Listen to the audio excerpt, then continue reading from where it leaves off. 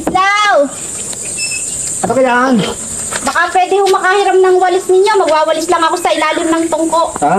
Hintay mo na. Mari ko, kuhanin. Areo. Ano gan liit naman ho na rin. Hindi naman ho. Kami sa tungko. Hindi ho tungko. Yung ilalim ng tungko. Sa ilalim. Yung mas malaki-laki ho dyan. Pasensya na. Yung mahaba-haba din eh. Oo, yung mahaba-haba. Aray. Ay, ano gan namang liit naman ho na rin. Ay, sasakit ang likod ko din eh.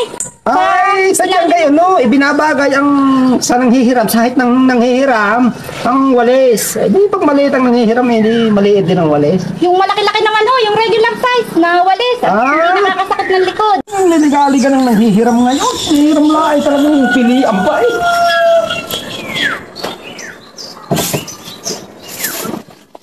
Aw!